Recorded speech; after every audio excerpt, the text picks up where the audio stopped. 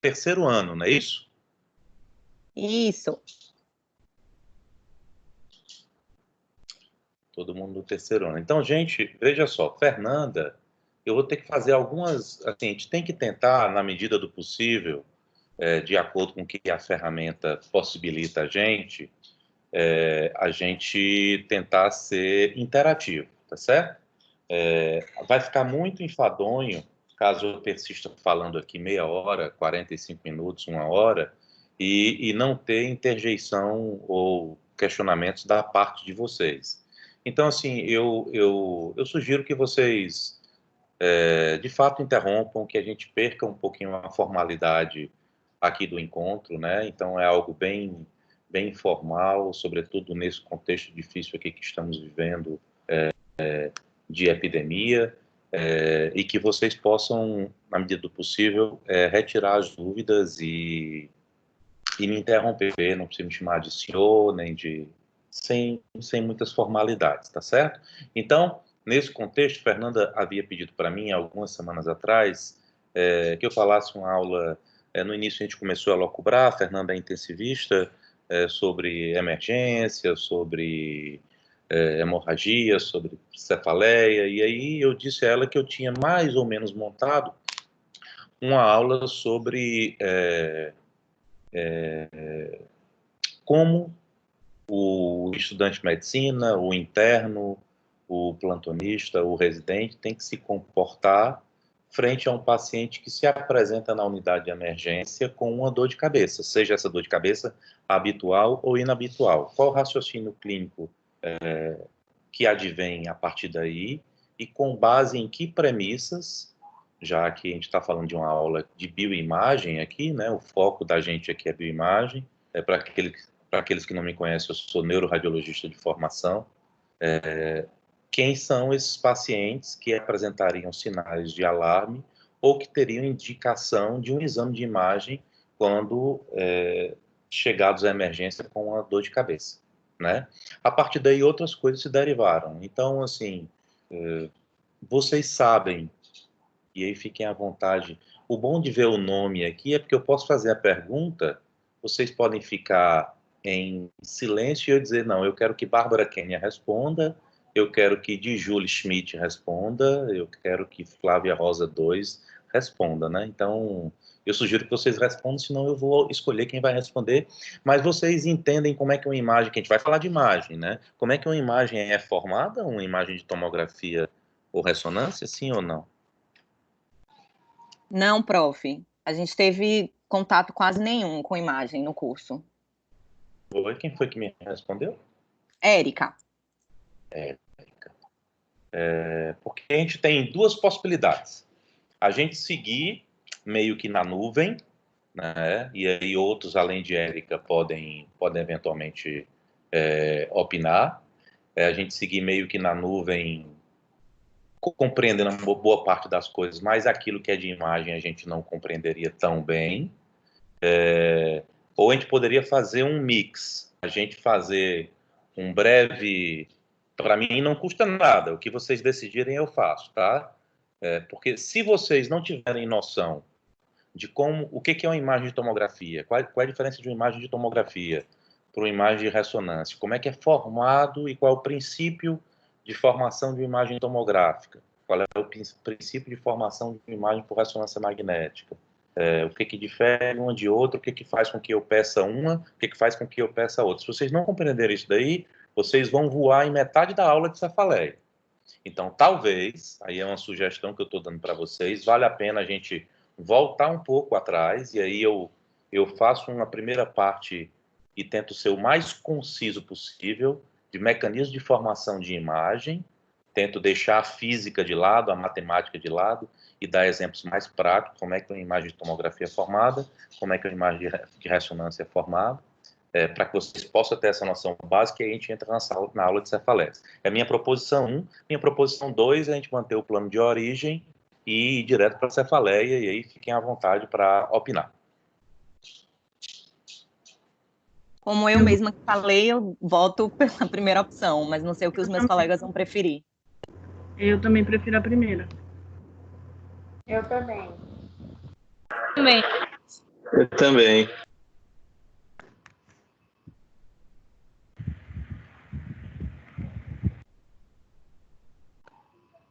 Não tem uma Harley Davidson, é 8883. Mariana Saldanha está tentando falar, não?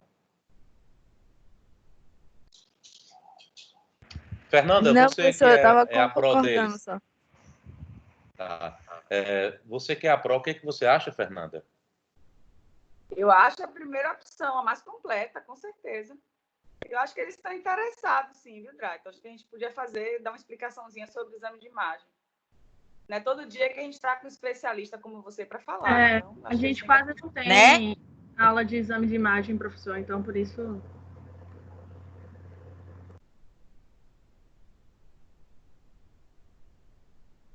Professor, a gente está sem áudio. Seu microfone está fechado. Desculpe. É porque no Zoom a gente fica fazendo isso para não incomodar, né, e tal. Então, vamos lá. Então, vamos fazer isso no mecanismo de formação de imagem mais rapidamente, tá certo? Me parece que o compartilhar a tela aqui eu venho em... a setinha para cima, né? Isso, a setinha para cima. Isso. A setinha para cima, compartilhar, deseja gravar a tela. Eu tenho que abrir minhas preferências de sistema para permitir, porque é um Mac. Já abriu aqui, eu já vou permitir. Gente, eu vou ter que sair e entrar do Teams, vocês acreditam? Fiquem aí, eu saio e entro, tá? Tá bem, prof. Ok. Tá certo.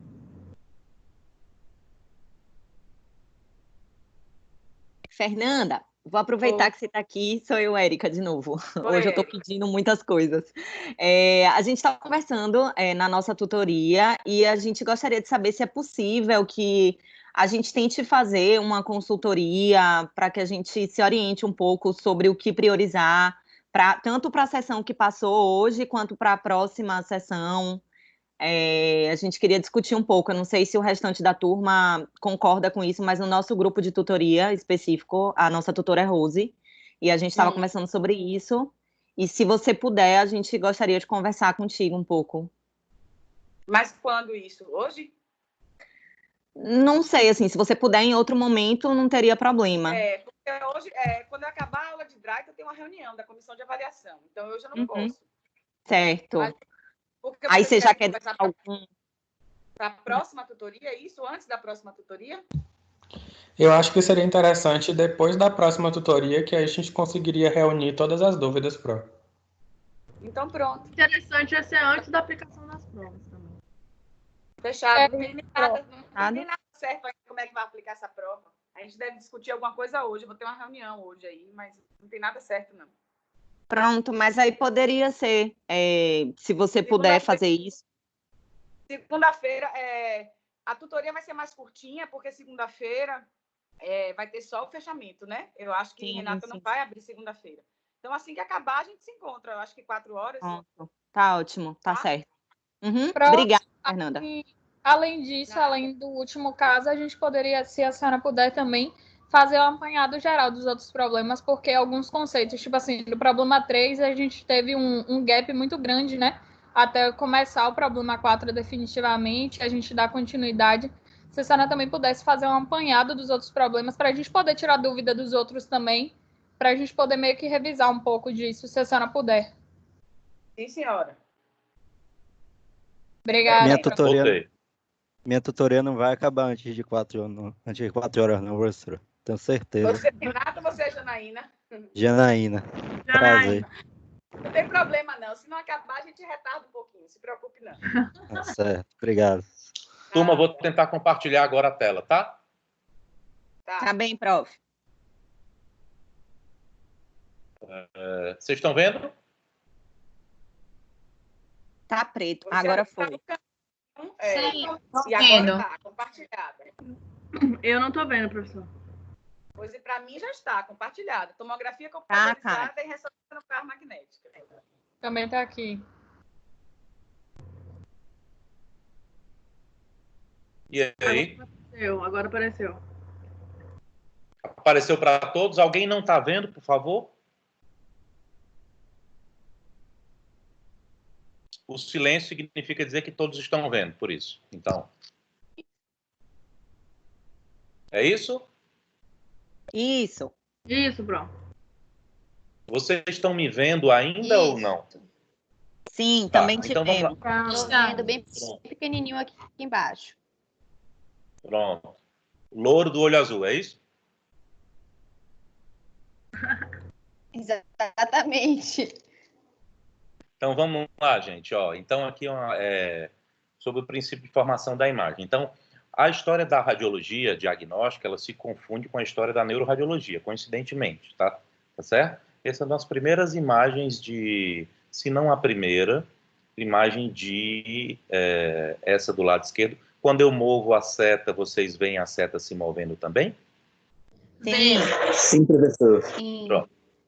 Pronto. Então, essa daqui é uma das primeiras imagens, se não a primeira, imagem radiológica publicada, tá certo? Essa daqui foi a mão da esposa do Dr. William Röntgen, que morreu de câncer, né? De tanto levar X como cobaia do seu esposo.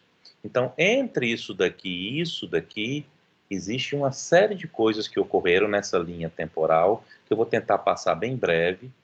A história da radiologia e da formação da imagem, ela passa por essa Playboy de 1972, dessa moça aqui que é uma sueca, Lena alguma coisa, porque a Playboy ela teve um fator decisivo, acreditem vocês, né? 1972 foi o ano que eu nasci, já estou entregando aqui minha idade, ela teve um papel decisivo de como a imagem ela passou a ser trabalhada digitalmente. Essa foi a primeira vez na história da humanidade em que, deliberadamente, o homem deu uma photoshopada na imagem, tá certo? Então, por isso, o Photoshop e o janelamento de imagens em radiologia é algo crucial. Toda vez que vocês sentarem do lado de um radiologista ou de um plantonista de PA ou da UTI, que ele vai olhar um exame de imagem, ele com o mouse ali, ele vai fechar ou vai abrir a janela, ele vai aumentar o brilho, ele vai diminuir o brilho, ele vai fazer pequenos ajustes que começaram lá com essa Playboy em 1972. Então, do ponto de vista histórico, o meu áudio tá bom? Tá dando para ouvir ou tem retardo? Não, tá dando para ouvir. Pronto, então continuemos. Então, do ponto de vista histórico, começou lá no final do século XIX, eu já falei o nome desse cara aqui, esse daqui foi um grande neurocirurgião, então, os primeiros raios-x publicados foram aquela imagem lá e essa daqui, então, essa é a imagem de 1895, tá certo? Que tem mais aí de 100 anos, 125 anos mais ou menos, pouco mais até. E o que chama a atenção, ou eu fiz alguma besteira aqui? Não. E o que chama a atenção é que, muito embora essa imagem tenha mais de 100 anos, vocês conseguem ver que é um pescoço, conseguem ver a ponta do queixo, conseguem ver que é uma cervical aqui sem a lordose habitual e conseguem ver que nessa época, no final do século XIX, a gente já atentava contra a vida dos outros com um projeto por arma de fogo aqui, né? Aqui é um tiro, tá certo? Então chama a atenção que, a despeito de ser muito velha, essa imagem não está trabalhada, tá? Essa é uma imagem que guarda algum grau de definição. Não obstante, para que você chegasse a uma imagem dessa naquela época, você tinha um tempo médio de exposição de radiação de 35 minutos, ou seja, o cara ficava ali feito uma estátua parado em frente à fonte de raio-x durante, em média, meia hora, e nem sempre cada tiro ele era positivo. Você precisava de 5 ou 6 tentativas para você conseguir. O resultado é que muitos dos colegas pioneiros lá morreram por radiação, por câncer induzido por radiação, porque eles não tinham esse efeito, né? O mal invisível da radiação, guardadas as proporções e as diferenças, é o mesmo perigo que a gente acha que não tem aí com o coronavírus. A gente não está vendo, né? A gente não está respeitando o isolamento social e uma série de discussões que a gente não consegue ver, né? A não ser quando o número vira nome. Quando era tantos por cento e passa a ser o meu tio, meu pai, minha mãe, meu sogro, minha sogra. Então, vamos lá. O princípio da radiação é um princípio mais antigo dentro dos exames de imagem, e o da tomografia ele começa lá em 1917, tá certo? Então existiram uma série de pesquisadores que adicionaram equações matemáticas, né? E aí Hansfield, que é esse garboso senhor aqui de bigode, esse era um computador da IBM só para uma máquina de tomografia.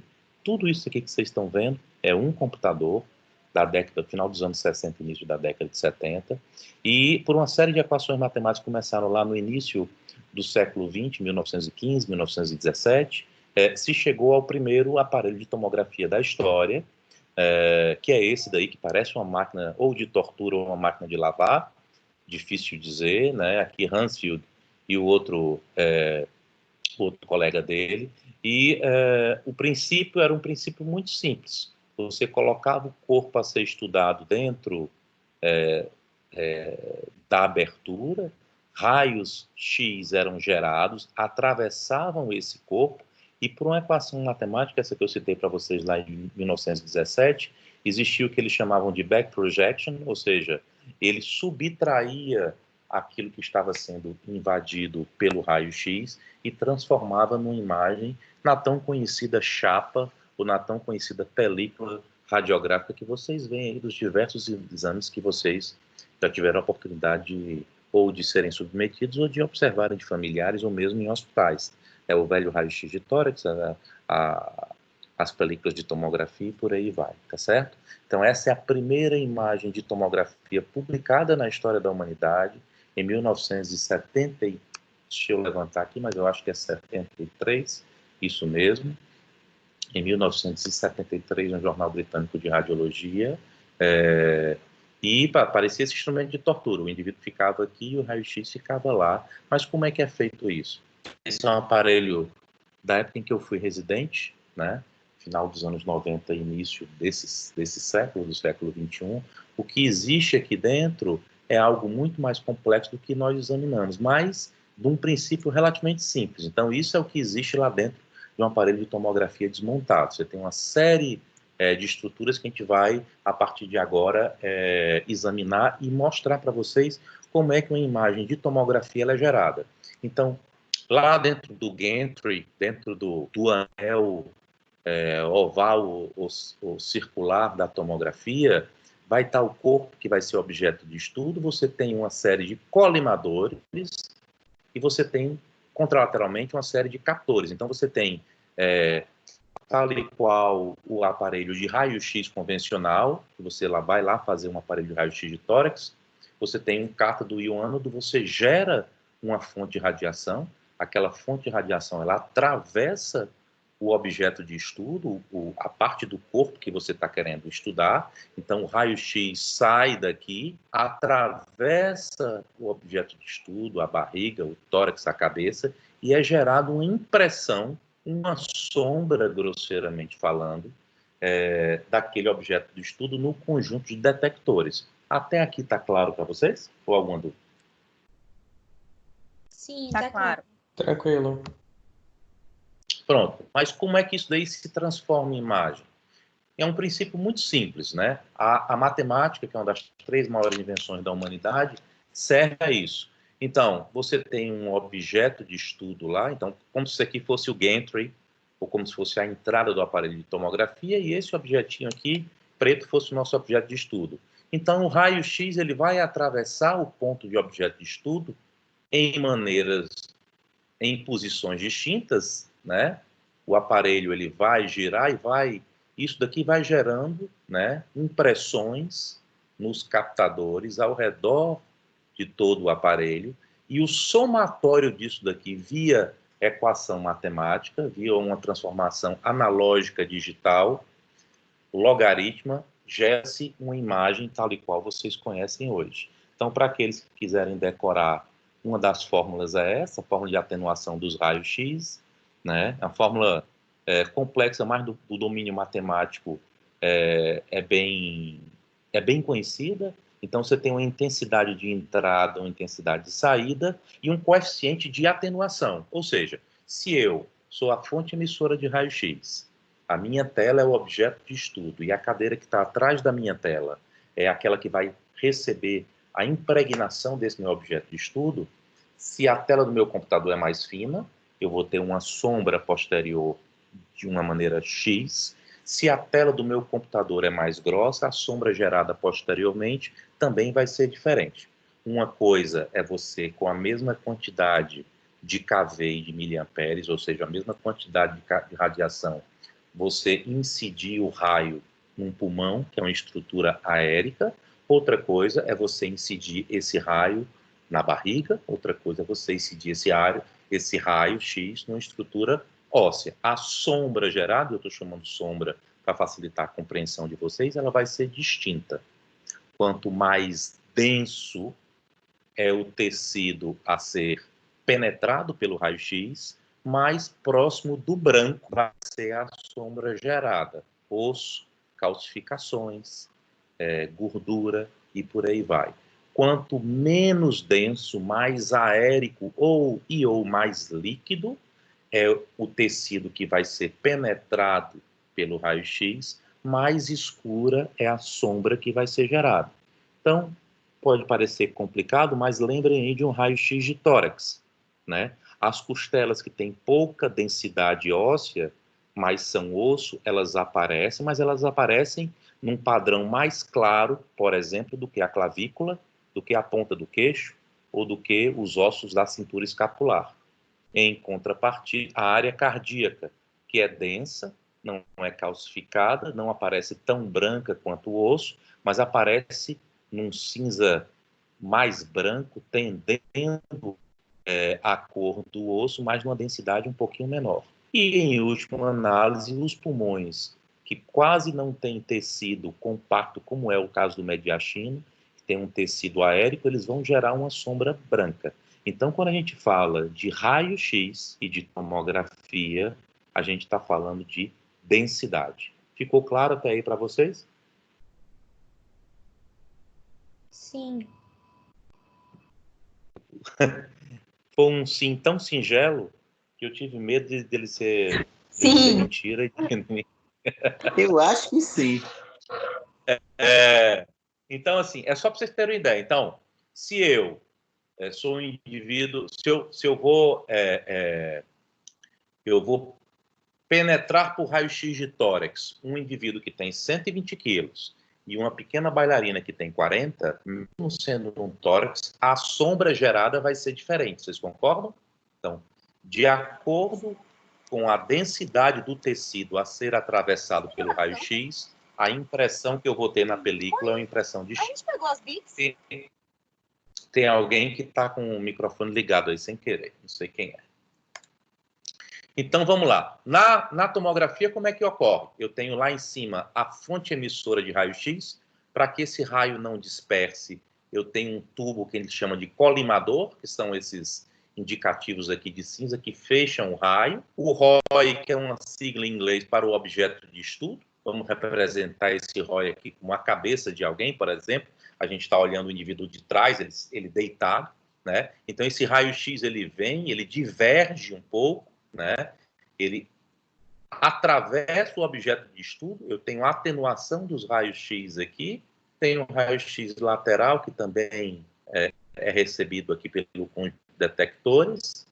Eu também tenho colimadores lá perto do objeto de estudo, então tenho K no início do círculo e cá embaixo no final do círculo.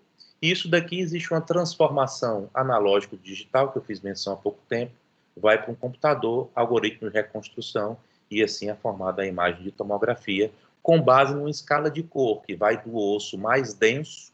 Essa escala foi batizada em homenagem ao cara que descobriu, que é o tal do Hansfield. Ela vai de mais 1000 a menos 1000, tá certo? Então, o ar, ele é bem preto, ele vai menos 1000 na escala de Hansfield, e o osso denso, aqui tá em outro idioma, mas dá para entender, o osso denso, ele está em mais 1000.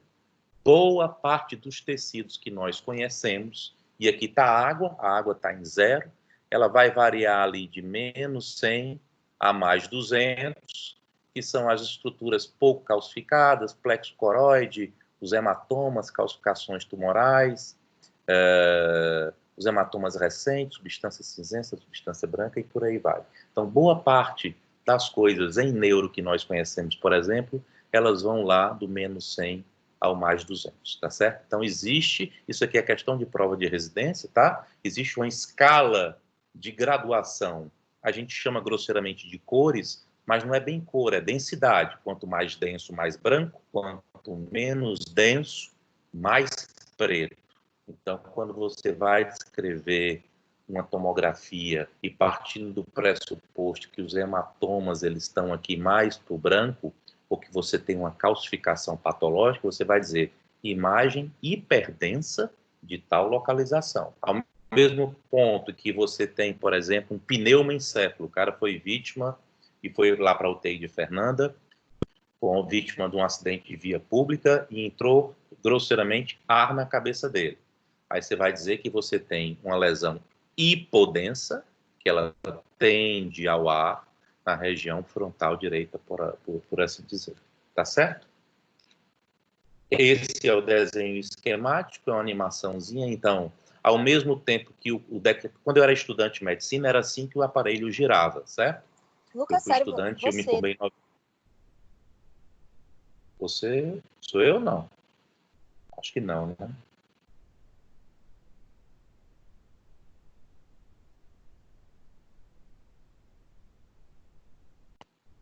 Alguém ativou o meu mudo aqui sem querer.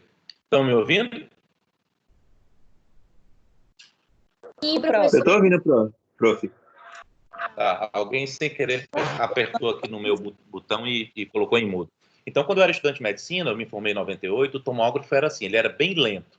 Ele fazia um corte, né? Um corte é essa girada de 360 graus. Enquanto isso aqui está emitindo radiação, né? Isso aqui está coletando os dados que estão sendo emitidos.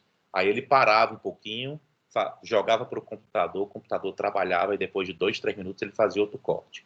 A gente passou a ter os aparelhos mais performáticos, ou seja, que o corte ia sendo feito mais rapidamente, e hoje a gente tem o que a gente chama de aquisição de múltiplos cortes, multi-slice, e aí tem vários sinônimos na praça, ou seja, uma tomografia de crânio hoje ela é feita entre 5 e 7 segundos, tá certo? Então é muito rápido. Essa animação ela não está funcionando, mas é só para dizer para vocês que antigamente a mesa mexia um pouquinho, o aparelho cortava. Eu acho que ela não vai funcionar, é isso.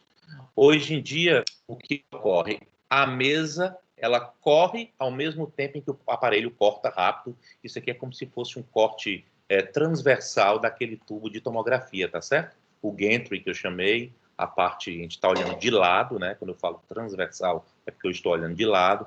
Aqui o corpo que está sendo estudado, a mesa da tomografia, um desenho esquemático, tá certo?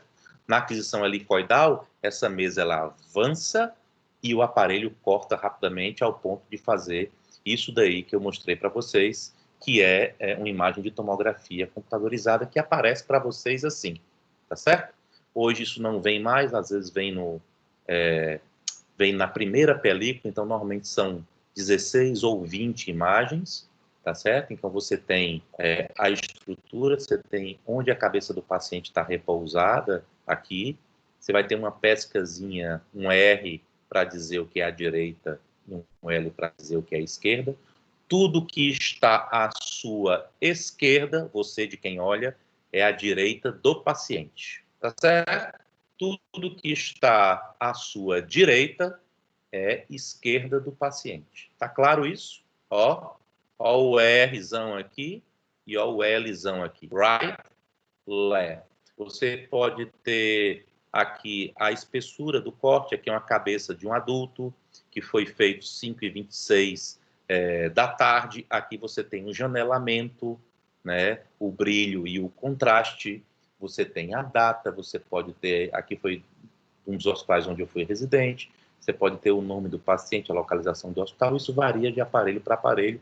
Na grande maioria das vezes, a gente suprime essas informações e se concentra na imagem propriamente dita, tá certo? Então, para resumir tomografia, você usa uma escala de densidade, o nome dessa escala é a escala de Hounsfield, né? Vai do osso mais denso lá, que é 1000 unidades de Hounsfield, ao ar, que é mais preto, e você pode ou não, dependendo do contexto, utilizar produto de contraste, né? E nos tomógrafos que a gente chama de multi-slice, que são mais bonitinhos assim, fazer, por exemplo, uma imagem bonita como essa, com a imagem de uma placa, um perfil lateral direito aqui, uma placa calcificada, o osso é branco, a placa aqui é branco, né? A clavícula aqui, os ossos do tórax são brancos, um pouquinho de vértebra lá atrás, aqui uma imagem mais firulenta, mais bonitinha, mas que ajuda menos no dia a dia, mas que para o paciente ele gosta, é coloridinho e tal, não sei o que, não sei o que, isso ajuda mais. Então é assim que se forma uma imagem de tomografia, que em resumo, quando a gente fala de tomografia, a gente fala de raio-x, a gente fala de um conjunto de detectores que gira de maneira contínua e de uma mesa que avança também de maneira contínua e que a gente pode fazer várias coisas, inclusive fazer reconstruções 3D como essas que a gente viu aqui anteriormente. Esse é o resumo de tomografia. Dúvidas, ameaças, questionamentos? Agora é a hora. Todo mundo entendeu tudo, eu não acredito. Pode voltar para a imagem anterior? Posso. Essa imagem que está aqui à esquerda, coloridinha, sem ser a do lado, onde você está vendo de perfil aqui, que dá para ver a coluna e tal. Essa do lado esquerdo. Essa outra. Isso. É o quê? É de vascularização ou não tem nada a ver? Isso.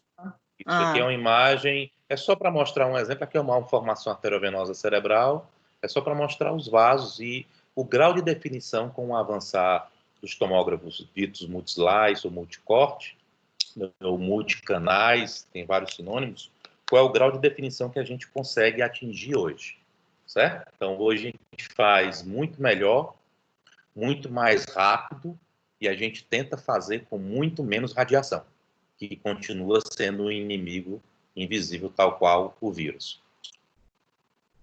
Alguma outra dúvida? O professor, Pois não. que na hora que o paciente ele adentra a máquina, né, tomografia, a gente vai ter os colimadores, né, eu não lembro o nome, e aí eles que vão projetar a radiação, é isso? Eu fiquei um pouco na dúvida. Não, o colimador, ele funciona como aquele tapa-olho de burro de carroça. Você está me entendendo? Imagine que as duas fontes de radiação são ali os olhos do cavalinho que estão carregando a carroça. Só que você precisa concentrar o cavalinho no caminho da frente, porque senão ele dispersa o olhar. Então, para que você tenha a radiação concentrada no objeto de estudo, você coloca o que a gente chama de colimadores, que nada mais é do que um tapa-olho, grosseiramente falando, que direciona o raio-x sem deixar com que ele disperse muito. Ele vai dispersar de todo jeito, certo? Sim. Mas você tenta, a linguagem técnica é colimar. Colimar nada mais é do que você fechar a persiana e deixar só uma gretazinha por onde vai passar a luz do sol. E aí, esse raio-x, ele vai ser meio que focado no objeto de estudo, e aí depois vão ter como se fossem estruturas embaixo que vão imprimir computadorizar o que o raio-x passou pelo corpo, seria isso? Perfeitamente. Então, isso que você acabou de falar, o resumo é essa imagem aqui. Então, você tem a fonte de radiação, a cabeça do burro lá, né? O tapa-olho aqui são os colimadores, tá certo? Que impedem que quando a radiação saia daqui, ela não vá para cá, não vá para cá, não vá para cima, você entende? Impede a dispersão não desejada do tiro, só que não é um tiro de sniper, né? Okay. É um tiro de espingarda de chumbinho de 12, que ele termina divergindo um pouco. E aí ele vai atravessar o objeto de estudo e cá aqui, ó, nesses detectores de referência, que foi isso daí que você fez menção agora, de maneira muito inteligente.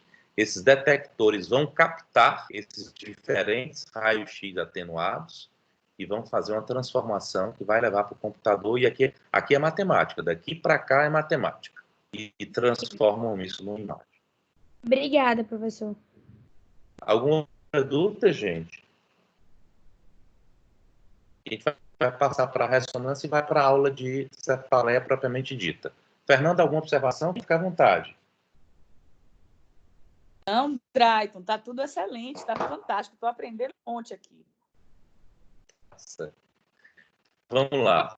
Ressonância, gente, é outra coisa. Ressonância não tem raio-x. Ressonância é um campo magnético. E a gente mede esse campo magnético, vocês já deveram, provavelmente já ouviram falar nisso, numa unidade que é em homenagem ao Tesla, né? Talvez seja o cientista mais injustiçado da história da humanidade, né? Que não tem nada a ver com os carros elétricos, mas os carros elétricos dessa marca, de nome Tesla, foram assim batizados em homenagem a ele. Pra vocês terem uma ideia, um Tesla é mais ou menos 10 mil vezes o campo magnético terrestre. A ressonância nada mais é do que um grande ímã, certo? Então, aqui você não atravessa o objeto de estudo, seja ele o tórax, o abdômen, o crânio, com nenhum raio. Você gera um campo magnético, certo? E esse campo magnético vai fazer com que as moléculas do objeto de estudo se movimentem. E, por meio de uma equação matemática, essa movimentação, ou aí a gente está falando mais de física, né? O fenômeno, a ressonância é um fenômeno quântico, é um fenômeno físico, né? Quem inventou a ressonância foram físicos e não foram médicos. A energia que é gerada e depois que chega a um estado de repouso, ela vai ser transformada também por uma equação matemática numa imagem. Mas o princípio é totalmente divergente e diferente daquele anterior. Aquele anterior, eu bombardeio um objeto de estudo e gero uma sombra. Aqui eu perturbo, entre aspas, o objeto de estudo e, por meio da energia que é gerada e depois da volta desse platô à base, eu gero uma imagem. Ah, professor, complicou. Complica um pouquinho mesmo, vamos tentar em um slide resumir. Então, qual é o princípio da ressonância nuclear magnética? Né? Magnética porque eu gero um campo magnético, nuclear porque eu lido com núcleos. Então, o princípio é que a ressonância nada mais é do que o estudo dos núcleos de próton. Tem próton em tudo que é lugar, né? Todo o tecido humano lá, carbono guisado, que é, por definição, tem próton. E esses prótons, eles vão estar na presença de um campo magnético. E cada próton desse, cada H+ desse, se comporta como um ímã. Então, para formar o sinal, ou seja, para gerar a imagem de ressonância magnética, eu tenho 3 fases. Eu tenho uma fase inicial de equilíbrio, eu tenho uma fase de aplicação de uma excitação emitida por uma antena e eu tenho uma fase de relaxamento. Ah, professor, eu preciso decorar isso? Não, você não precisa decorar, talvez você esqueça no próximo slide, mas você vai conseguir entender o princípio. Então, vamos supor que vocês são 109, vocês voltaram do isolamento, está todo mundo com vontade de abraçar todo mundo, sair correndo, gritando, e não sei o que mais lá, e está todo mundo dentro da sala de aula. Primeira aula pós-confinamento. E a tadinha da Fernanda vai voltar para dar essa primeira aula para vocês. Quando ela chega dentro da sala, é uma balbúrdia assim, inimaginável. Quer dizer, imaginável, porque eu me coloco no lugar de vocês, eu imagino se fosse eu, a balbúrdia que eu estaria causando.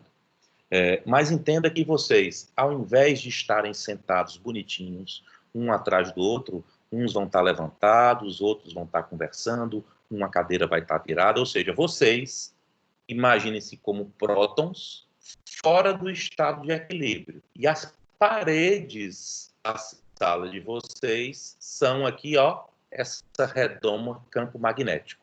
Então, o teto está aqui, a parede lateral está aqui, está lá, o fundo da sala está cá, e o professor tadinho vai estar aqui olhando para vocês. Então, o campo magnético passa a ser a parede da sala de vocês. Fernanda entra, toma um susto, entra no desespero e diz assim, eu tenho que fazer alguma coisa. E faz a primeira chamada no microfone, só que uma chamada assim com vigor, na voz doce dela, que é diferente da minha voz.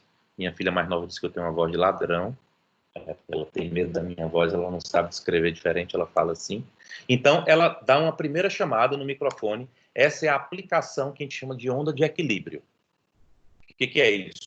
O campo magnético do aparelho de ressonância, ele gera uma primeira onda eletromagnética, que é um campo magnético inicial, ou principal, que eles chamam de B0. Aí todo mundo se liga, porra, começou. Nessa hora, vocês se alinham voltam para a fileirazinha, um atrás do outro. E do ponto de vista físico, quando isso ocorre com os prótons começam a precessar. O que é precessar? É spin. O que é spin? É rodar. Eles começam a rodar no próprio eixo. Essa é a aplicação da perturbação inicial que faz com que vocês todos que estavam em desequilíbrio passem a ficar em equilíbrio. Até aqui, está claro? Alguma dúvida? Tá claro. Depois disso, o que acontece? Depois disso, eu quero saber, por exemplo, que parte da sala de aula ou que fileiras estão mais densas, ou que fileiras estão com mais líquido, ou que fileiras sofreram algum grau de hemorragia, imaginando que as fileiras são parte, por exemplo, do cérebro, do abdômen, que vocês são prótons integrantes de tecidos.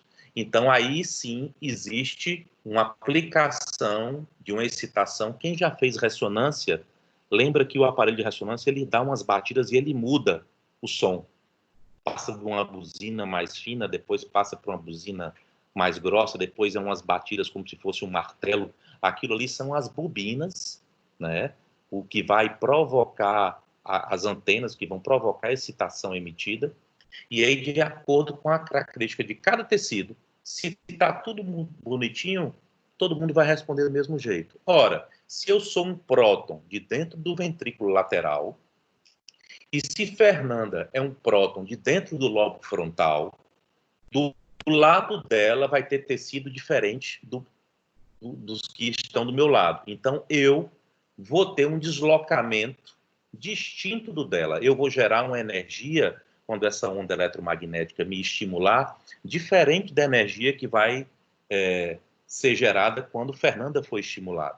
Muito embora Fernanda seja próton, eu seja próton e cada um de vocês sejam prótons. Ou seja, os prótons vão se comportar distintamente de acordo com as características do tecido e, eis o grande filão da história, com as patologias presentes no tecido. Então, uma coisa é uma molécula de água, por exemplo, num cérebro que está normal. Outra coisa é uma molécula de água, ou um próton, num cérebro que teve uma isquemia. Aquele próton daquele tecido isquêmico, ele não vai se deslocar nessa fase. Essa energia vai ser gerada. Todos os outros vão se deslocar, mas nessa região onde tem a isquemia, não. E aí existe a terceira fase, que é a fase do relaxamento. Então, você deixa todo mundo equilibrado. Beleza? Ó, gente, estou começando a aula. Agora eu vou dar a primeira mensagem para vocês. É a primeira onda de excitação. A partir daqui, todo mundo vai reagir de acordo com os seus interesses e as suas características. É como se eu tocasse aqui uma música de Márcio Vitor, boa parte de vocês começassem a dançar, boa parte de vocês, os rock and roll like como eu, se entediasse, e outra parte fizesse de conta como nada estivesse acontecendo. Ou seja, 3 prótons distintos reagiram de maneira distinta ao mesmo estímulo. Quando esse estímulo ele cessa, você tira esse estímulo e você relaxa, você para essa onda, você retorna todo mundo ao estado de equilíbrio normal, e esse delta, que é o delta de excitação com relaxamento, ele gera energia. Então, Fernanda, que é o próton frontal, lá ela gerou um delta de energia X. Eu, que sou o próton que está dentro do ventrículo, gerei um delta de energia Y. E essa colega que há pouco tempo disse que concordou numa voz bem fininha aqui, que é lá, por exemplo, do pedúnculo cerebral, ela gerou um delta de energia Z. Cada um de nós vai se traduzir sobre forma de sinal a partir de uma equação matemática também de maneira distinta. Em um slide, isso é o mais próximo e mais simples que se possa dizer de ressonância magnética. Para vocês ficou claro ou tem dúvida? Professor, eu posso retirar uma dúvida? Pode até, porque a sua dúvida vai ser de vários. Então, na parte da formação do sinal, tem a primeira fase do equilíbrio, que o senhor falou que os prótons estão desorganizados, certo? Então, Eles se organizam. Ah, tá. Eles estão desorganizados e aí vai ter a primeira onda, né? Em que eles vão se organizar, correto? Isso. É Eles o vão ser... B0. Ok. E aí vem uma segunda onda que fazem eles se alinhar e rodarem no mesmo eixo, é isso? Essa Eles aplicação. eles se deslocam de acordo com as características.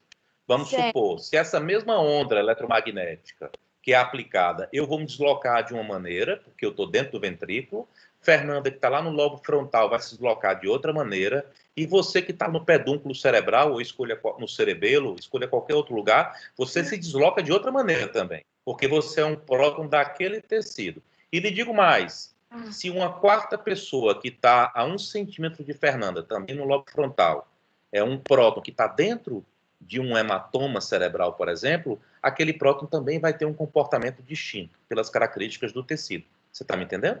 Entendi. Então, isso essa faz rotação com... do eixo é o deslocamento que você está falando? O quê? Você pode repetir? Porque na hora que você estava Pode explicando, repetir. na hora que o senhor estava explicando, o senhor falou que os prótons rodavam em eixo, certo? A depender de cada localização desses prótons. Então, essa rotação que você quis dizer é o deslocamento e a entrada da fase dos prótons, é isso? Não, o deslocamento, a rotação, todos eles entram em spin na fase de equilíbrio. Ah, tá, entendi. Todos eles começam a girar. Vocês estão conseguindo ver meu braço aí? Aham. Então, antes da fase de equilíbrio, na fase de desorganização, antes da entrada da professora Fernanda na sala, alguns estavam sentados com a cabeça assim, outros estavam sentados com a cabeça assim, outros estavam de cabeça para baixo, outros estavam com a cabeça assim. A orientação dos prótons estava completamente aleatória. Quando você dá o primeiro beliscão, você chegando, Fernanda chegou repreendendo todo mundo, que balbúrdia é essa? Aí todo mundo fica retinho e começa a girar no seu eixo. Tá certo? Ok. Essa é a primeira onda. É a onda do cheguei chegando. Peraí. Vamos organizar o babo aí, que a aula está começando. Tá certo? Aí depois, ela ou dá uma bronca, ela passa uma mensagem. A mensagem dela é a aplicação dessa excitação por uma antena. É uma onda de radiofrequência. Tá certo? E cada tecido vai reagir de forma diferente. Quando você tira, essa energia que foi gerada menos a energia que ficou é transformada por uma equação matemática em imagem. Ou seja, aqui não existe radiação. A gente fala de sinal de ressonância magnética. Em tomografia, a gente fala de hiperdensidade e hipodensidade. Em ressonância, a gente fala de hipersinal e hipossinal. Tá claro? Ok, entendi. Obrigada. Alguma outra dúvida? Vocês nunca tinham visto isso, não, gente? Não, prof. Não. Professor, Nunca. Pois não. só um momento, só para ver se meu raciocínio está correto. Você vai oferecer uma energia para esse próton com essa radiofrequência. Essa energia ele vai absorver, ele vai ficar em spin e vai todos se alinhar para o mesmo local. Nesse andar para o mesmo local, ele vai perder energia e a energia retida vai ser a imagem formada. Não, nem todos vão andar para o mesmo local. Eles vão andar de acordo com a galera. Quem gosta de Márcio vai para o lado esquerdo do intermédio. Quem gosta de rock and roll vai para o lado direito. Quem foi só para zoar MPB vai para o centro. Cada qual com seu cada qual. E aí, na hora que essa excitação, que é o som que está sendo gerado ali, ele deixa de existir, cada um volta para o seu estado de equilíbrio local. Entendeu? E a energia é a energia do deslocamento versus você voltar para o seu estado de equilíbrio. Mas isso, gente, entenda, aqui normalmente existe uma aula de 1h30 a 2 só para falar desse slide. Eu estou sendo o mais resumido possível aqui para vocês, tá? Nosso objetivo aqui não é compreender ao todo, é saber como é que se forma uma imagem de ressonância. É tentar compreender que tomografia é diferente de ressonância. Tá certo? Muito obrigado. Vamos caminhar, então? Sim.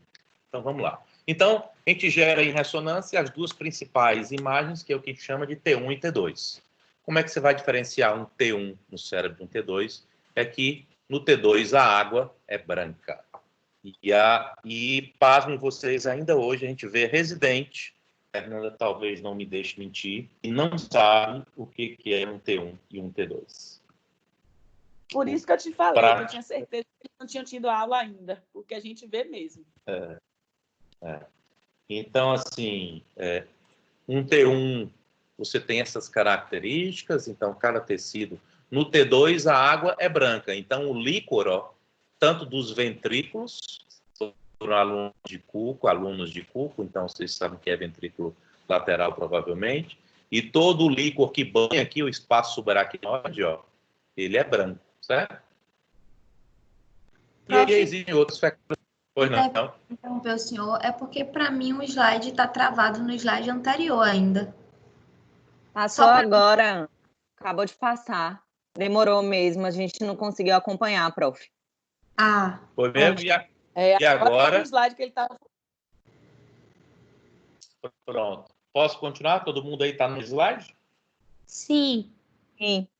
Pronto. Então, o líquor é branco e no T1 o líquor é preto. Certo? Professor, eu decoro. Então, ó, T1 branco, T1 preto, T2 branco. Certo? Então, no T2 o líquor é branco. Certo? E existem outras sequências que eu não vou fazer aqui porque não interessa. A gente foi um pouquinho além do tempo. Aliás, foram 30 minutos, era o tempo que eu pressupunha fazer. E agora a gente vai para a nossa aula de cefaleia, tá? Ok. Propriamente dito. Até aqui, alguma... Vocês estão vendo a tela ou não? Estamos. Eu só estou vendo o senhor. E agora? Sigo vendo o senhor. Eu também estou vendo você. Não estou vendo a... Então, Agora também só estou vendo o eu vou senhor. pelo lado. Estou vendo a tela, não. E aí, Agora vai entrar. Está abrindo. Tá?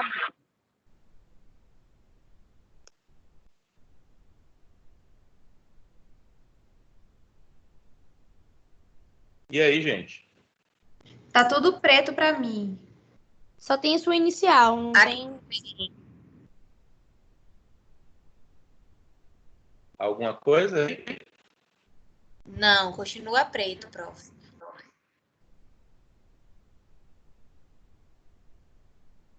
Então, eu vou aqui de novo. Cefaleia. Eu vou fazer o seguinte, eu vou... Agora. Pronto, agora apareceu. Agora, prof. Apareceu aí? Apareceu. Sim. Vou colocar a apresentação. Desapareceu ou continua? Continua. Continua. Podemos seguir, então. Então, vocês estão vendo... Aqui eu só consigo ver o slide final de ressonância magnética, com uma menininha segurando um balão e muito obrigado. Eu Isso também. aí, eu também estou vendo. Eu também. Isso. Não é o de cefaleia, Então, não. É mesmo? Será que Então, o senhor vou não tem que fazer o sair seguinte. do Teams de novo? Não, eu vou encerrar essa apresentação. Sim, vou acho melhor. Cara. Vou tentar compartilhar essa agora. E agora? Agora entrou. Agora sim. Agora foi. Entrou. Vou tentar colocar em tela cheia aqui, tá? Eu estou colocando em tela cheia e aparece para mim que a janela não está compartilhada. Que ela está em pausa. Pra Vocês gente não também. conseguem ver. Aqui tá ficando Não tem tela pequenininho. cheia, não. Aqui tá normal, pequenininho. Aqui não tá em tela cheia, não. Vocês conseguem ver isso daí, aqui agora ou não? Tem umas opções de como compartilhar. E aí você consegue fazer isso. Compartilhar o slide e manter a conversa. Não, é porque, entenda, aqui, o que está aparecendo para mim, talvez vocês possam me ajudar. Está aparecendo modo de compatibilidade aqui, normal. A tela está toda destacada em vermelho. Teoricamente, essa tela que eu estou aqui agora era para estar aparecendo para vocês. E eu fiz igual ao que eu fiz outra apresentação, eu maximizei a minha apresentação, entendeu? Só que isso não apareceu para vocês. O porquê, eu não sei. Eu estou naquela pasta, naquela imagem que dá para ver as opções do PowerPoint lá em cima. Isso, Agora, essa daí, tá aparecendo. Agora eu tô vendo só o Ó, senhor. Agora não está mais. Pronto, aqui eu vou compartilhar, e aqui eu clico na minha apresentação, que eu quero mostrar. Aí, entrou. Exploração. É isso. Aparece aí? Tô vendo isso que eu tinha falado. Dialógica cefalese, tem um boxeador. Pronto. Dói, né? Um murro desse dói, né? Dá dor de cabeça.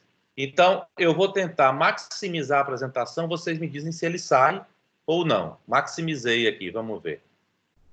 Tá a mesma coisa. Não foi, A mesma não. coisa. E agora? Mesma coisa. Igual. Pra mim tá como se tivesse travado na hora que Agora eu só dá pra ver o senhor. Agora só aparece você. Peraí, Agora tá indo.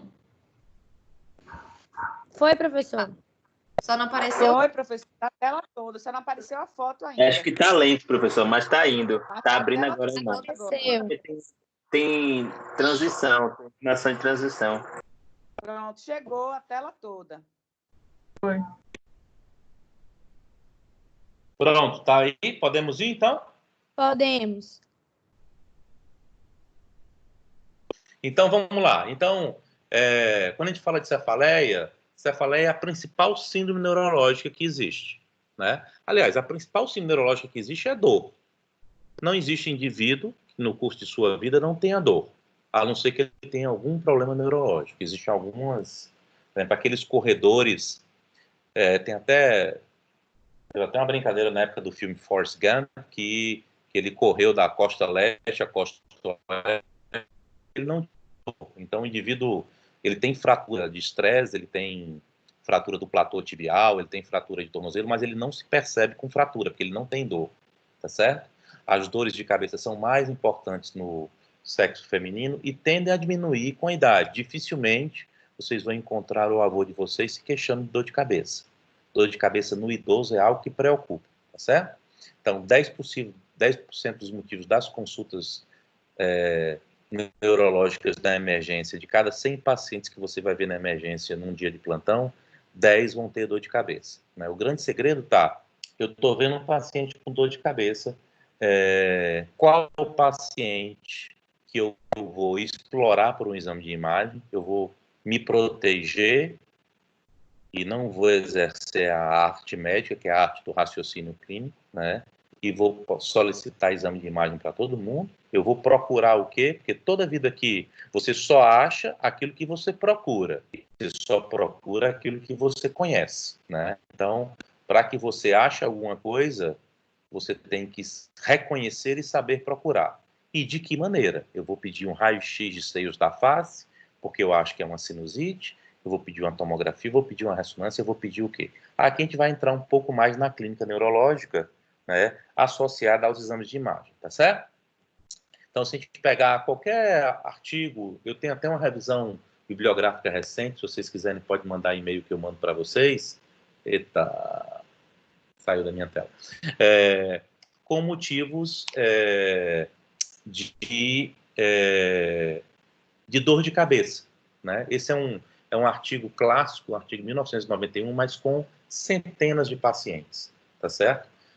E a gente divide as dores de cabeça em dores de cabeça primitivas, ou seja, existe um motivo fisiológico de base que causa dor de cabeça e aquelas secundárias, que a dor de cabeça é consequência de alguma coisa, tá certo? Então, primitiva, ó, a tensão e ansiedade, a enxaqueca, perfaz aqui mais de 80% das dores de cabeça na emergência, tá certo?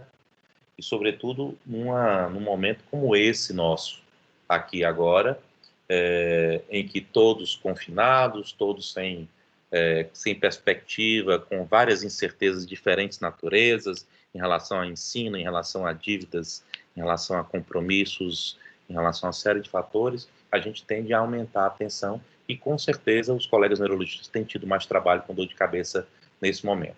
E aí existe uma variabilidade de acordo com a região, de acordo com a população que é estudada.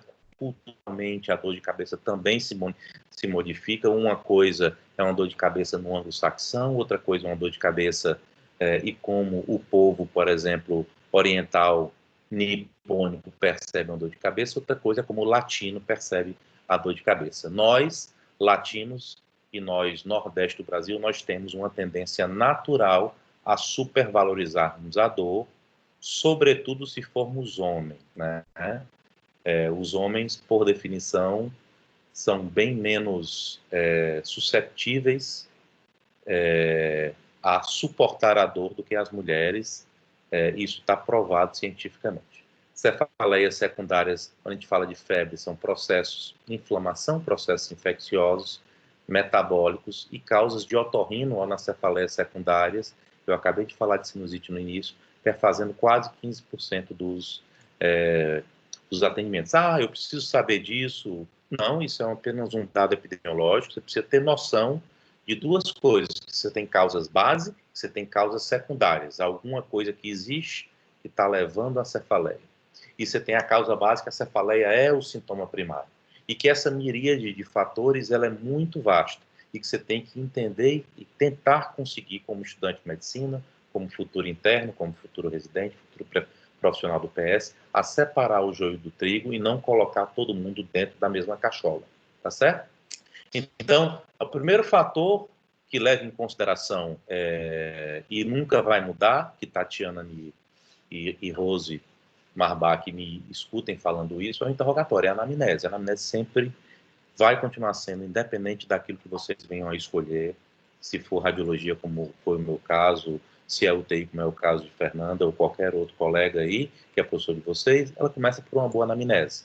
Então, você vai ter sempre fatores ligados ao paciente, às características da cefaleia, né, e aos sinais associados. Não sei se eu tenho outro ponto aqui, tenho. Então, você tem o exame geral, mais o exame neurológico. Então, todos os pontos referentes ao paciente são os pontos da anamnese que vocês já batem aí nessa tecla há 3 anos e que hoje, talvez já perto do 4º ano, já comecem vocês aquele negócio assim, poxa, mas fazer anamnese é tão sacal, é sempre a mesma coisa, e cada vez mais que vocês fizerem mais, vocês vão aprender. Em relação à cefaleia em si, já que é disso que tratamos, algumas coisas fazem com que a dor chame mais a atenção do que outras. Uma coisa é se eu tenho, por exemplo, um modo de instalação agudo. Eu nunca tive dor de cabeça. Eu não bebi. Eu não briguei com um boy. Eu não escorreguei depois de bebedeira e bati a cabeça. Eu não fiz nada disso e eu apareci com uma dor de cabeça excruciante, tem alguma coisa errada. Diferente de uma dor de cabeça crônica que o indivíduo já tem ou já teve e que essa dor reapareceu com mais intensidade ou com maior frequência. Então, o modo de instalação da dor de cabeça, ele é crucial quando você vai pensar em prosseguir a sua investigação. Entendam que prosseguir a investigação é perder tempo, é gerar ansiedade em você e no paciente, e é ser dispendioso do ponto de vista pecuniário.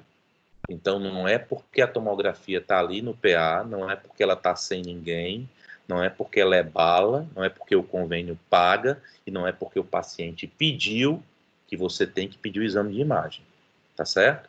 A geração de vocês, ela passa por um desafio muito grande, é a geração da tecnologia e do pouco diálogo. Quando eu falo isso, eu não estou falando em termos críticos, eu estou falando como uma constatação.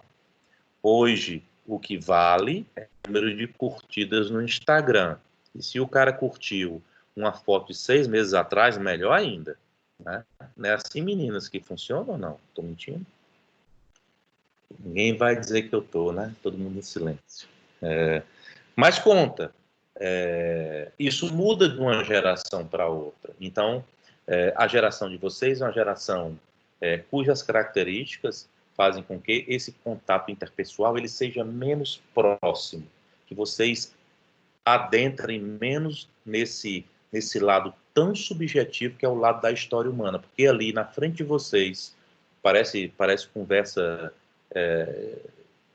riponga, mas isso é um fato. Ali na frente de vocês, o cara quando sai de casa, minha gente, vem procurar alguém, uma emergência, sobretudo, que ele está com dor de cabeça, para ele é muito difícil. Ser paciente é muito difícil. Você sair da sua casa, enfrentar um PA, enfrentar alguém que você nunca viu na sua vida, que pode ser um recém-formado, e nada contra recém-formados, mas o paciente se sente inseguro. Quem está ali na sua frente é uma pessoa que chora, que sofre, que vê beijo de novela, e que pode ser emocional ou não, que tem traumas, que tem angústias, que tem percepções de vida diferentes da sua. Então é muito ruim quando você procura um médico porque você está sofrendo com algum problema de saúde. Você tem que conseguir perceber isso na anamnese. Fatores gatilho. Eu fiz alguma coisa que me causou a dor. Não. Toda vida que eu faço esforço físico, eu tenho dor de cabeça. Toda vida que eu me abaixo, toda vida que eu me contrario, toda vida que eu passo por tal situação. Então, fatores de gatilho fazem com que algumas cefaleias sejam mais importantes do que outra. Modo de instalação e modo evolutivo, às vezes eles se confundem. E, obviamente, localização, tipo e intensidade. Uma coisa é uma cefaleia pulsátil, outra coisa é uma cefaleia contínua. Uma coisa é uma dor de cabeça que começou, e aí o modo evolutivo lancinante no pescoço e veio para a cabeça. Outra coisa é uma dor de cabeça que começou na cabeça e veio para a nuca e que tornou a nuca ali rígida. Obviamente que quanto mais intensa, pior. A intensidade, e eu vou me ater, esse é um slide mais longo, mas é importante, vou me ater um pouquinho nesse ponto, como é que eu costumo fazer com intensidade. De 0 a 10, fulaninho, qual é a sua dor? Todos nós, isso é humano, quando eu digo humano não me excluo, nós temos uma tendência de supervalorizar o sintoma. Ora, eu já saí da minha casa, do meu conforto, eu já sou tímido, eu já estou com medo de que seja algo mais grave, eu sou ansioso, eu tenho algum problema depressivo, é lógico que eu vou fazer valer essa minha vinda aqui. Então, se eu puder dar uma nota boa para essa minha dor de cabeça, eu vou dar uma nota boa para ela. De 0 a 10, o cara diz 8. Isso é muito comum, né? Então, quando você faz isso, uma pequena nuance, quando eu estava com habilidades médicas 3, que eu dava exame neurológico, eu costumava ensinar isso para os alunos. Então, você faz o seguinte, 10 é uma dor que você chega praticamente desacordado no hospital. 9 é uma dor que você chega carregado. A sua é 8.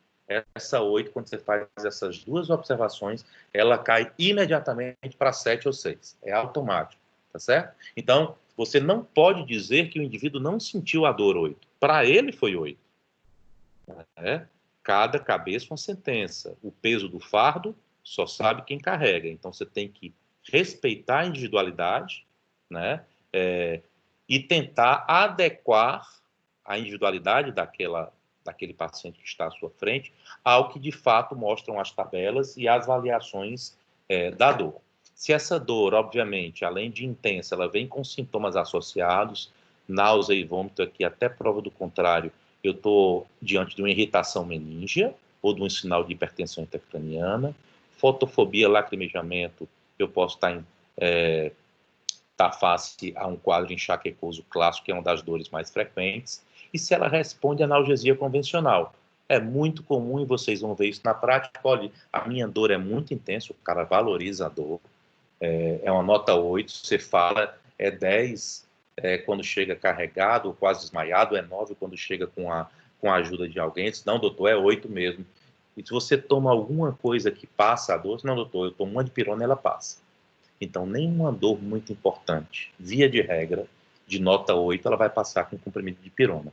Então, às vezes, você faz uma análise combinatória de tudo isso com o exame geral e neurológico, para a partir daí, sobretudo se você tiver alteração no exame neurológico, é praticamente mandatório que você solicite um exame de imagem complementar. Então, aquilo que parece tão simples não é tão simples. Vocês vão errar, vão aprender com equívoco, o que nesse momento, sobretudo no início da carreira médica de vocês têm que ter em mente é conhecer aquilo que é mais grave e que pode trazer um malefício direto para o paciente e um malefício médico legal para vocês e não deixar passar o mais grave. Porque todo mundo se equivoca, já se equivocou e vai continuar se equivocando. Claro até aqui, minha gente? Sim. Vocês estão ouvindo, não estão? Então, vamos lá. Enxaqueca. Por indivíduo que é enxaquecoso, né, ele não tem indicação de exploração. A dor de enxaqueca é uma dor muito tipificada. É aquela dor com fotofobia, eventualmente com náusea, que pode ser acompanhada de vômito. Então, quem é enxaquecoso, que tem algum amigo enxaquecoso, você vê que o indivíduo, muitas vezes, ele consegue predizer quando é que ele vai ter a enxaqueca. Eu sou enxaquecoso, primeira coisa que eu fico é com a turbação visual e, às vezes, eu perco o campo visual do lado esquerdo, certo? Então, quando começa a embaçar a minha visão, eu já entro batendo para bloquear a dor. Esse é o objetivo. Obviamente que essa dor, ela nunca tem um início tão repentino assim, né? Ela não pode mudar o padrão e ela não pode ter o exame clínico inalterado. Raras são as situações em que um paciente portador de enxaqueca, ele tem o exame clínico inalterado. Por exemplo, eu já fiquei afásico numa crise de enxaqueca. Meu irmão, que também é enxaquecoso, já ficou afásico e com a parestesia de membro superior direito. Mas essas são situações de enxaqueca muito específicas que a gente chama de áurea enxaquecose.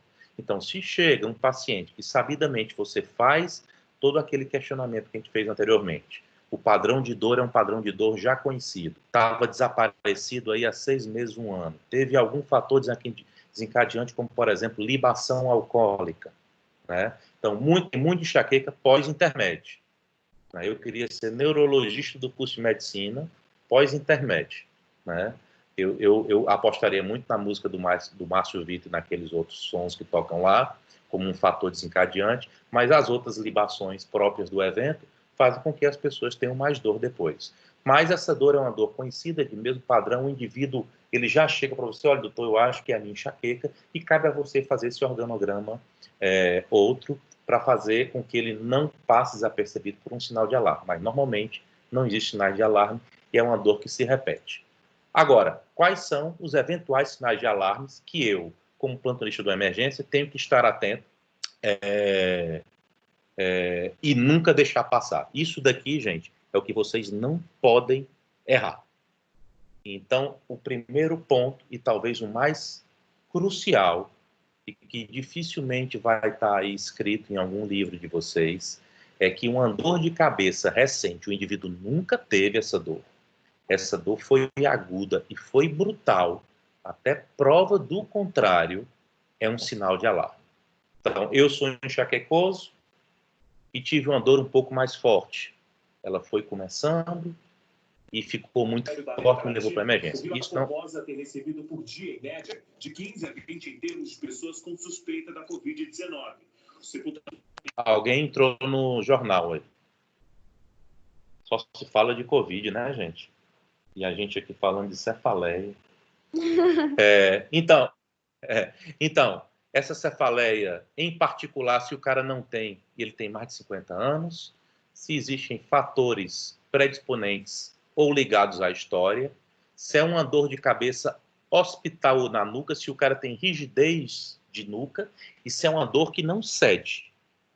Eu nem colocaria isso daqui, para ficar bem fácil em vocês. Cefaleia recente, aguda e muito forte. A literatura anglo-saxônica traz o nome disso para thunderclap headache, cefaleia entrovoada em português. É como se um trovão entrasse na cabeça do indivíduo. E o indivíduo descreve essa dor como a pior dor que ele teve na vida. Esse tipo de dor, até prova do contrário, é igual à investigação radiológica. O chefe do PA não acha que deve investigar, mas você que atendeu o paciente, você escreve que acha que deve. Tá certo? O seu papel você faz. Uma segunda situação, e aí eu tentei listar situações mais simples dentro do contexto de estudante de medicina, é uma cefaleia que agravou-se. Eu, fulano de tal, dos Anzóis Pereira, enxaquecoso, eu tenho 1 a 2 crises por mês. Mas essas minhas 1 a 2 crises passaram a ser 3 crises por semana. Ou a minha intensidade, que era 5, passou a ser uma intensidade 8. Mudou o padrão de dor. Quando eu falo padrão, eu falo de frequência, eu falo de intensidade ou eu falo de tipo de dor. Mudou igual a exame de imagem. Uma terceira que se confunde com essa anterior, eu acabo de falar isso, é a cefaleia agravada com ou modificação de padrão e a cefaleia acompanhada de alguns sinais focais. Ou seja, o cara chega com a cefaleia, por exemplo, nesse dia que eu tive a enxaqueca, eu disse para minha esposa, se eu não estou conseguindo falar o nome de um amigo meu, se daqui a meia hora eu não melhorar, ligue para o outro que é neurologista, que é um AVC. Ela, pobre coitada, quase sai correndo doida, quase liga, eu disse, não ligue agora, isso é uma crise de enxaqueca. Escrevi que era uma crise de enxaqueca, eu não conseguia falar, mas se meia hora o sinal focal permanecesse, eu continuasse a fase que não melhorasse da dor, era um sinal de alarme, eu teria que ir para o hospital. Edemas de papila, dores persistentes na nuca, que fazem com que a gente pense numa hipertensão intracraniana, é igual ao exame de imagem, e, obviamente, pensando nas causas infecciosas, alteração do estado geral, o idoso que chega prostrado com febre, com a mão na cabeça, febre alta, às vezes o idoso não faz febre, mas o adulto jovem acima de 50 anos faz, aí você tem que pensar nas causas infecto-contagiosas e ou metabólicas. Então, eu diria para você que esse slide talvez seja um dos slides mais importantes da nossa aula aqui agora, são as 4 situações de alarme principais. Quer acrescentar alguma, Fernanda? O que você acha? Não, professor, está tudo ótimo. Inclusive, é exatamente então, isso. Então, vamos lá. Os meninos que a gente vai cobrar na prova. Exatamente essa diferenciação das cefaleias, essas queixas todas de cefaleia com aura que você está falando. É tudo isso aí mesmo, está tudo perfeito. Pronto, então, cefaleia aguda e muito forte, que a gente chama de thunderclap ou cefaleia entrovoada. A gente teve um caso recente, má qualidade da rede. Está dando aqui que a minha rede está com má qualidade.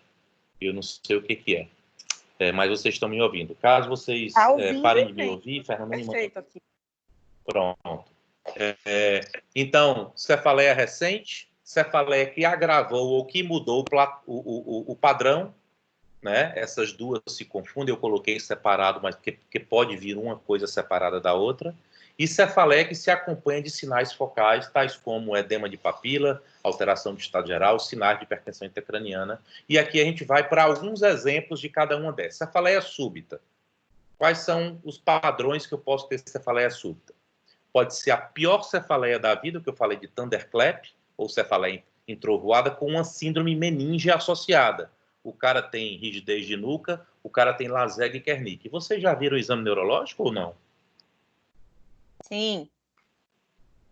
Pronto. Então, o cara tem os sinais localizatórios. Tem Laseg, Kernig ou Brudzinski, né?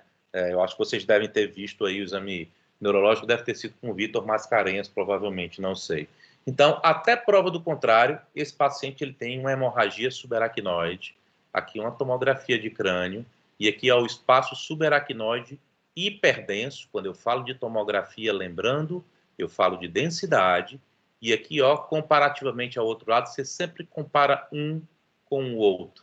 Você olha para frente, olha para trás. Olha para esse lado, olha para esse. Olha para cá, olha para cá. Então, toda vida que tiver alguma coisa diferente, até prova do contrário, como diria o meu caseiro, é um pobreninho, né? Então, aqui você tem uma hiperdensidade, né, do espaço subaracnoide nessa região aqui, até prova do contrário, se o aneurisma cerebral média que rompeu, tá certo? Outro, é uma pior cefaleia da vida, ela não tem síndrome meningea, mas ela é intensa, ela é unilateral, e ela veio acompanhada de náuseas, mas também de vômitos. Tem sinais de hipertensão intracraniana ou de irritação meningea. Isso também pode ser uma hemorragia subaracnoide provocada por um aneurisma. Então, essa tomografia é desse paciente aqui que sangrou esse pequeno aneurisminha aqui de artéria cerebral média. Aqui está o topo da carótida, a artéria cerebral anterior que corre na linha média e a artéria cerebral média que vem na direção lateral da cabeça. Então, pior cefaleia, síndrome meningea, mais ou menos unilateral, se vier com sinais de hipertensão intracraniana, até prova do contrário, você tem uma irritação meningea por hemorragia subaracnoide. Ela continua sendo a pior cefaleia. Pois não, pode interromper a qualquer momento. Eu acho que você vai falar agora. Em relação ao infarto migranoso, que é uma complicação da migrânia, a gente coloca áurea, né, persistente por mais de 60 minutos, e esse infarto, ele vai ser mostrado no exame neurológico. Aí a minha dúvida seria se é parecido com esse do primeiro que você mostrou. Seria a imagem que a gente encontraria, ou se vai ser desse próximo, né? Não, o infarto é diferente da hemorragia. O AVC-H é diferente do AVC-I. Toda vida que você fala de infarto, você fala de déficit perfusional, certo? Então, você fala de ausência de circulação, né? Seja no miocárdio, seja no cérebro. O francês chama o AVC de infarto cerebral, tá certo? Então, o que ocorre na áurea migranosa? Existe uma vasoconstricção, é raro, o infarto migranoso ele é raro, existe uma vasoconstricção provocada por uma cascata de inflamação da microvasculatura cerebral.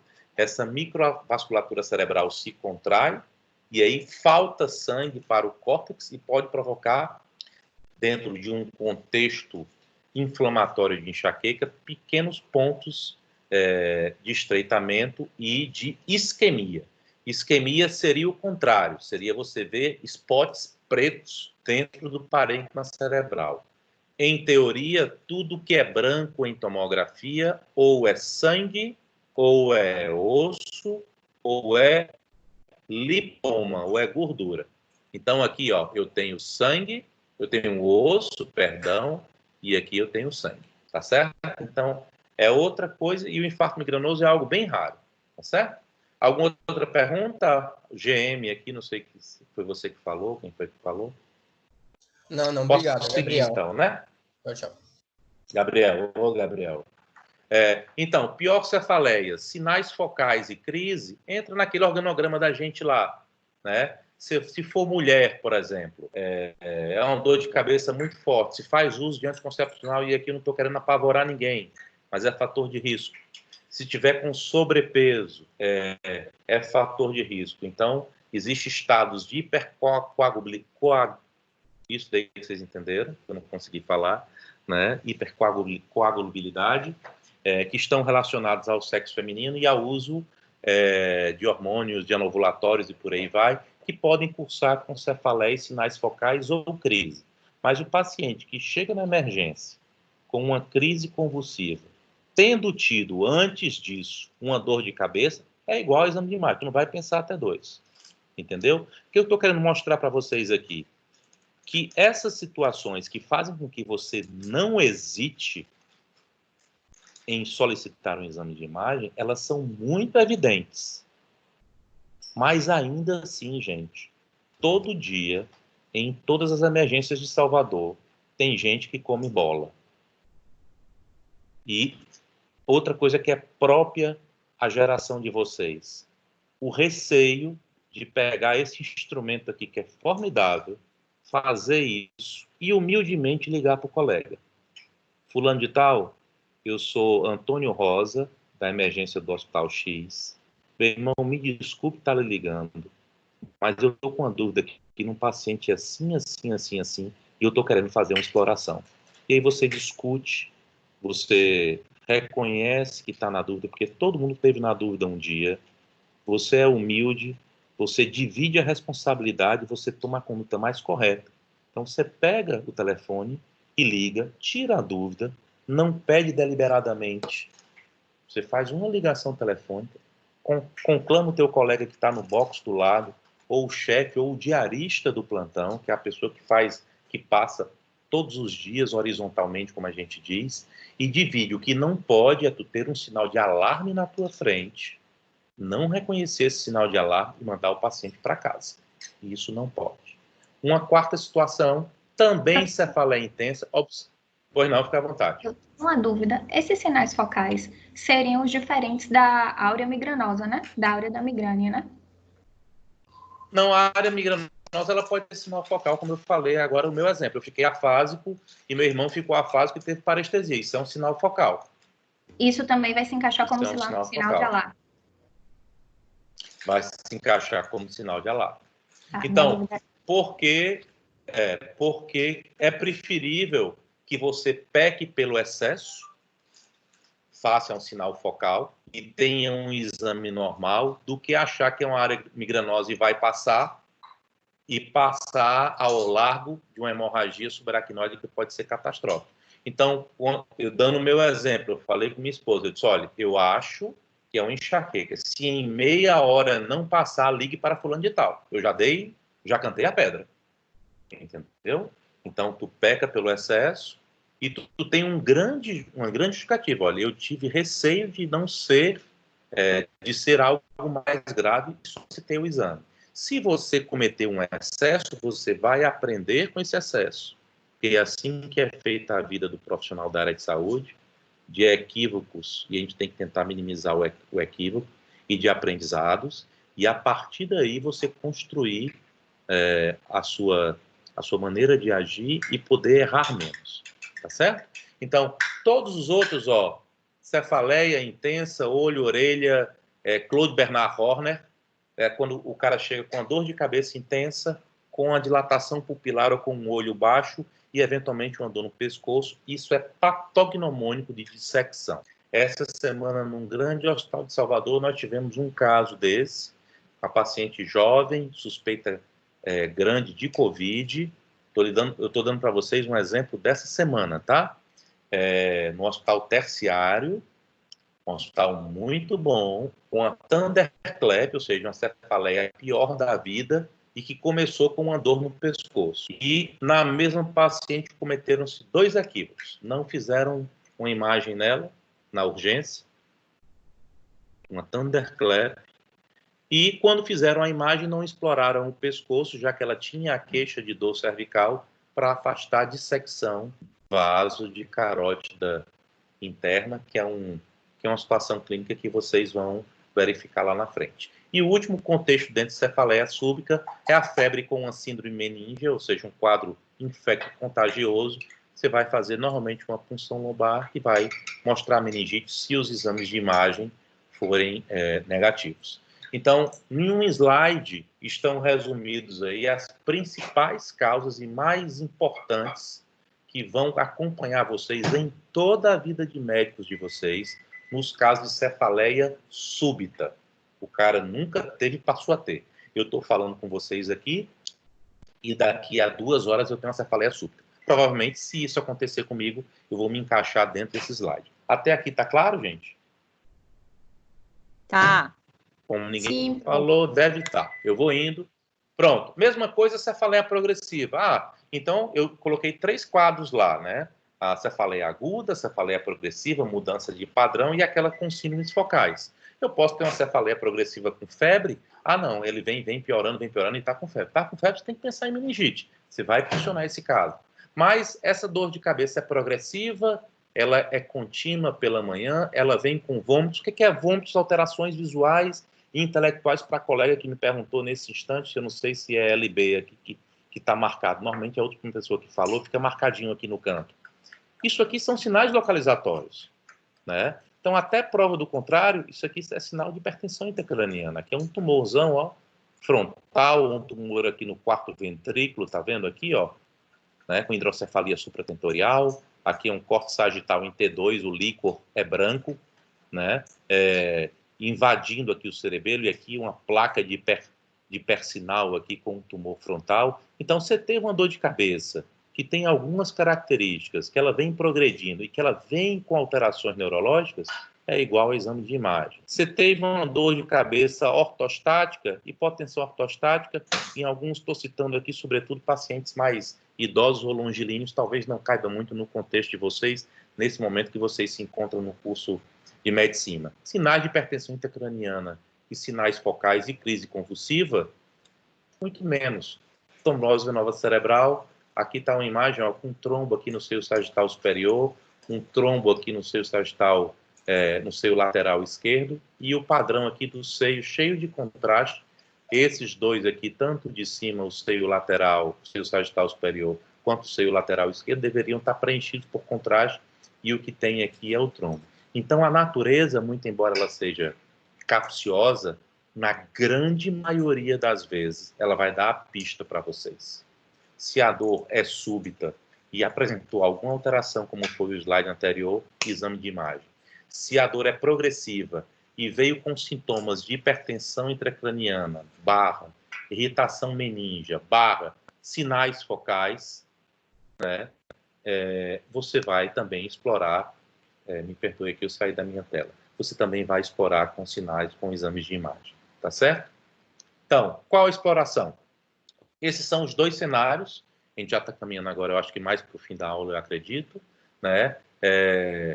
Um pequeno dado estatístico, que quase 1/5 dos pacientes com cefaleia recente possuem patologia intracraniana, então você não vai explorar todo mundo, mas você tem que estar bem atento.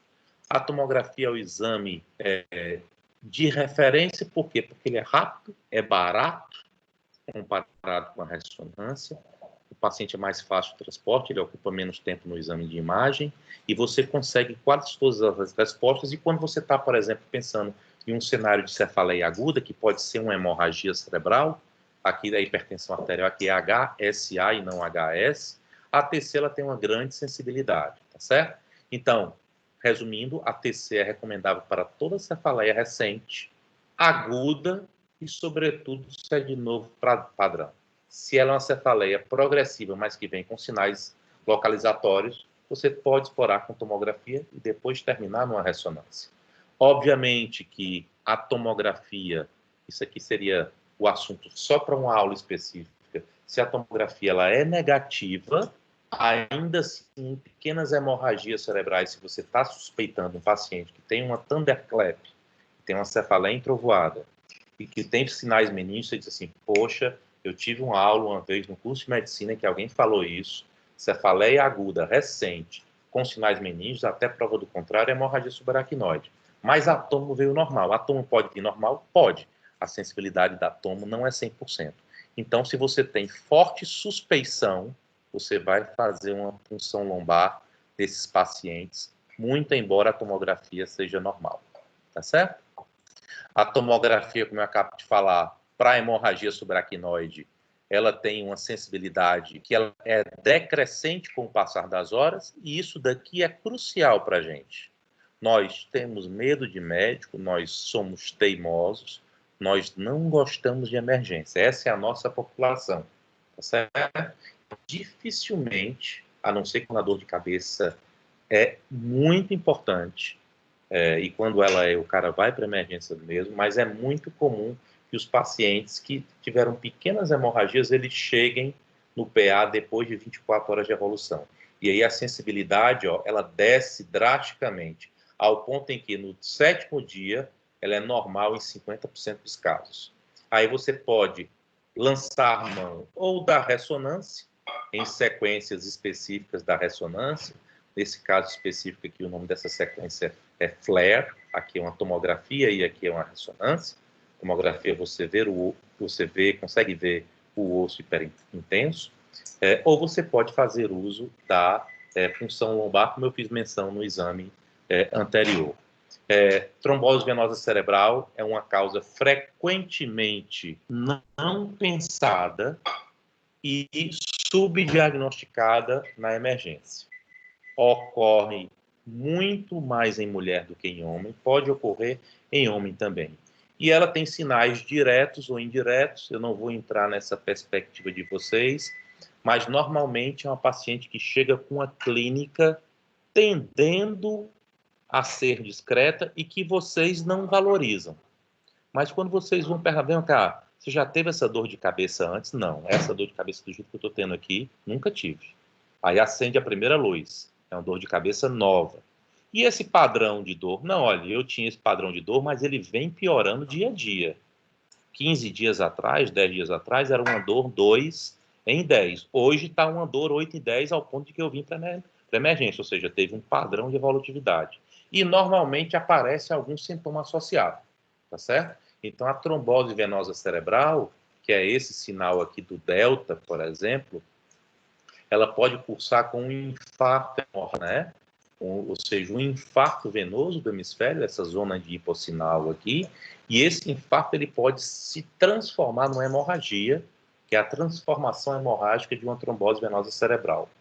Muitas vezes isso é um quadro grave, por quê? Se vocês observarem aqui, esse paciente aqui, o que está acontecendo? Ó, toda essa placa de edema, aqui do lobo temporal dele, está colando aqui no tálamo, e bem aqui embaixo não está mostrando, mas o uncus, que é bem onde fica o hipocampo, está colando no tronco cerebral. E às vezes, uma isquemia dessa, um infarto venoso desse, provoca isso daqui, ó, o deslocamento das estruturas cerebrais na direção contrária, uma herniação, né, da linha média, que pode ocorrer abaixo do seu sagital superior, abaixo da foice do cérebro, mas pode ocorrer lá embaixo junto ao tronco, e às vezes essas pacientes, elas chegam no hospital já em morte encefálica. Então, é algo que é difícil de ser diagnosticado, mas que você tem que pensar, sobretudo, em se tratando de mulher mais ou menos jovem, mais ou menos em uso de anticoncepcional, mais ou menos com sobrepeso. Não obrigatoriamente com as 4 coisas, mas muitas vezes com análise combinatória. Então, nunca esquecer de sempre valorizar e sempre... Se vocês aprenderem isso daqui, para mim já pagou a aula de hoje. Isso daqui é uma das coisas que é mais difícil reconhecer na hora de pedir exame de imagem, tá certo? E nessas horas você tem que, pelo menos, chamar a atenção e pensar nisso, discutir com o colega, chamar o colega da neurologia ou discutir com o cara da neuroimagem, tá bom? Trombose venosa cerebral. E aqui, os 4 grandes diagnósticos que você não pode deixar de saber, né? Se a dor de cabeça ela tem sinal de alarme, né? E os sinais de alarme a gente já falou, mudança do padrão, dor muito forte, dor aguda, sinais localizatórios, febre. As 4 condições que você não pode deixar de passar são essas. Você vai fazer um exame de imagem. O exame de imagem foi positivo, você vai concluir a sua imagem, você vai fazer uma imagem vascular, ou você vai solicitar uma ressonância. De acordo com a patologia, você vai complementar com aquilo que você acha que deve. Mas se a dor de cabeça ainda assim ela é vermelha, né, ela é importante, você a julgou importante, ela tem sinais de alarme, e se a sua imagem é negativa, se você acha que pode estar dentro de uma patologia hemorrágica, sobretudo quando você fala de hemorragia subaracnoide / aneurisma, você vai propor, discutir com o neurologista, olha, eu não estou vendo nada aqui na tomografia, ou na ressonância, ou na angiotomografia, mas talvez valha a pena você pensar num exame de imagem, uma punção lombar para complementar e eventualmente flagrar pequenas hemorragias que não foram visíveis. Protocolo de ressonância não vem ao caso para vocês nesse momento. Isso é uma imagem clássica, por exemplo, de hemorragia subaracnoide. Tudo que é branco em tomografia, eu acabei de falar para vocês, ou é osso, ou é sangue, ou é lipoma, ou é o cara quando faz cirurgia de catarata e troca aqui o cristalino. Eu acabei de ver aqui, ó, não tinha visto. Vocês conseguem ver aí? Tá todo mundo vendo? A minha setinha? Sim. Alô? Sim. Então, isso daqui, ó, é troca do cristalino, e tudo isso daqui que vocês estão vendo é sangue, ó. Quando eu falei lá que a trombose venosa cerebral ela pode herniar o tronco cerebral está aqui, ó, certo? Vem aqui, aqui já vira mesencéfalo, tá vendo? Esse coraçãozinho. Observe que o temporal está bem aqui, o ventrículo lateral, o corno temporal do ventrículo lateral está bem aqui. Quando incha aqui, que você faz uma trombose venosa, basta meio centímetro para encostar no tronco aqui e herniar o tronco. Aí faz isso daqui, ó. Torce o tronco e o indivíduo não acorda, tá certo? Ele fica em coma persistente. Por isso que a trombose venosa cerebral é algo que você tem que pensar, sobretudo se o paciente é do sexo feminino, tá certo?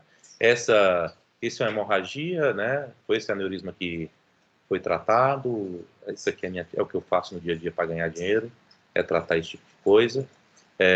Aqui outro paciente, sinais localizatórios, 55 anos, cefaleia há vários dias, segunda parte da noite, melhora com vômito em jato. Só o vômito em jato aqui já fala de hipertensão intracraniana, edema papilar, diplopia. Isso é um tumor, um glioblastoma muito grande, provocando uma herniação aqui. Tá certo? Então, são 2 exemplozinhos que eu dei para vocês de casos clínicos. A gente falou um pouco mais do que o ideal. Eu pretendia falar 1 hora, falei 1h15. Mas eu acho que foi válido e eu estou à disposição para dúvidas aí, minha gente.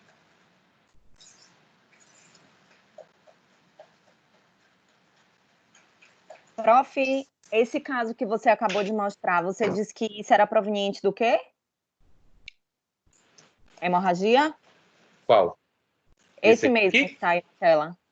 Isso aqui é um aneurisma que sangrou, né? Essa bolinha aqui, né? Uhum. E provocou essa hemorragia toda aqui, ó. Inundação de todas as cisternas, silviana, interhemisférica, periaquedutal, silviana bilateral, todas as cisternas da base aqui, o sangue. Os vasos, lembrem-se vocês lá de Cuco, os vasos cerebrais, eles mergulham no espaço subaracnoide, eles andam no espaço subaracnoide. Então, quando você tem uma hemorragia, você tem hemorragia subaracnoide, né? Aneurismática. Sim, obrigada. De nada. Algum comentário, ameaças? Agora é a hora.